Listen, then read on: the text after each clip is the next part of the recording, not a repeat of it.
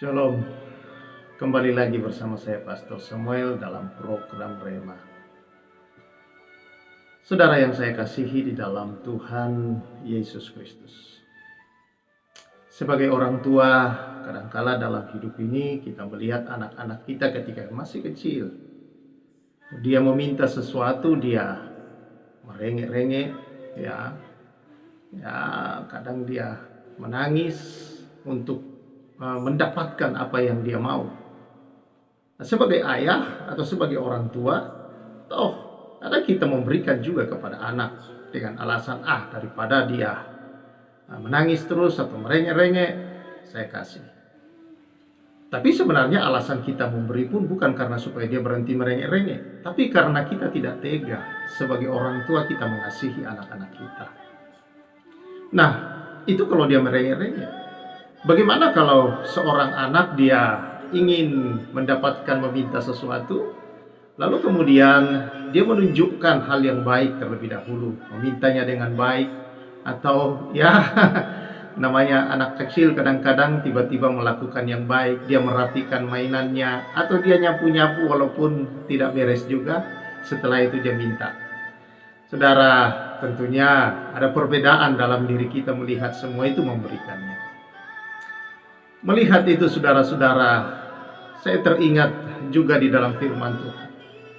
Keluaran pasal yang ke-16. Bangsa Israel kembali saudara-saudara bersungut-sungut kepada Tuhan.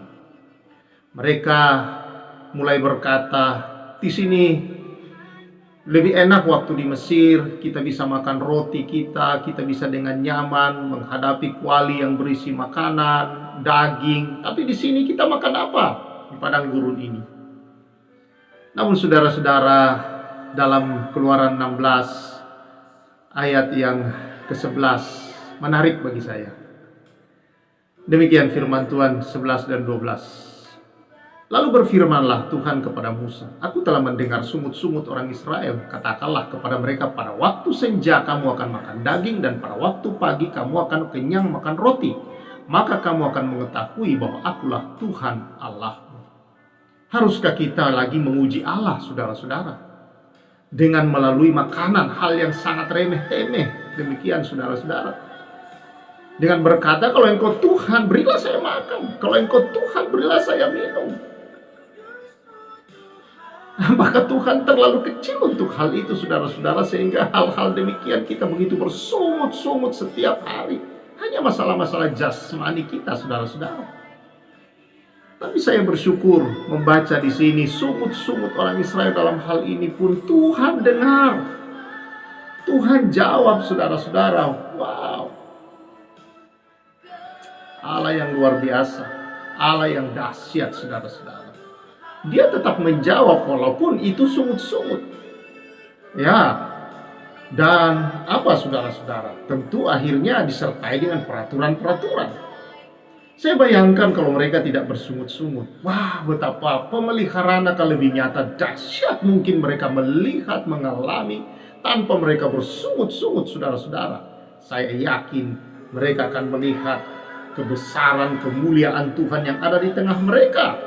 Karena ketika mereka bersungut-sungut, dalam pasal 10 dikatakan, maka tampaklah kemuliaan Tuhan dalam awan ketika mereka memalingkan muka mereka. Dahsyat, saudara-saudara, bahwa kehadiran Tuhan di dalam Yesus Kristus buat kita. Firman Tuhan dalam Roma berkata, kalau Kristus Yesus putra tunggalnya satu-satunya yang dikasihinya itu saja dia berikan untuk kita, apakah hanya masalah makan dan minum tidak akan diberikannya? Mengapa kita harus bersungut-sungut, saudara-saudara, untuk bisa mendapatkannya? Tapi saya bersyukur Allah kita adalah Allah yang baik. Kita bersungut-sungut pun dalam doa, didengarnya, saudara, dijawabnya. Nah, bagaimana kalau kita tidak bersungut-sungut tetapi datang dengan penuh korban syukur di hadapan Tuhan? Saya yakin, saudara-saudara, akan lebih dahsyat kita melihat kemuliaan Tuhan itu. Karena itu, mari Bapak Ibu Saudara yang saya kasihi di dalam Tuhan Yesus, janganlah kita terlalu bersungut-sungut. Haruskah Allah diuji? Dia Allah, tidak ada yang perlu diuji, dicoba pada dirinya lagi, karena dia Allah. Tidak ada sesuatu yang lepas dari pandangannya. Kalau dia Allah, maka tanggung jawabnya terhadap hidup kita adalah 100%. Entah saudara meminta, tidak meminta, dia tahu kebutuhan kita dan dia tahu bagaimana mengadakan dalam hidup kita, saudara-saudara. Kita tidak perlu bersungguh. Ingat, sekali lagi, anaknya saja dia berikan mati di kayu salib untuk kita. Untuk sesuatu yang tidak bisa kita selesaikan sepanjang umur hidup kita, bahkan selama-lamanya. Tapi dia selesaikan melalui anaknya yang menjadi korban di atas kayu salib. Dia tidak minta apa-apa dari kita. Hanya satu dia minta, korban syukur. Yang kita datang dengan penuh syukur, penuh sukacita atas semua yang dia kerjakan sudah selesai. Oh, bawa korban syukurmu senantiasa. Puji dia saudara, karena dia Allah yang sudah menyediakan apa yang kita butuhkan dalam kehidupan sehari-hari.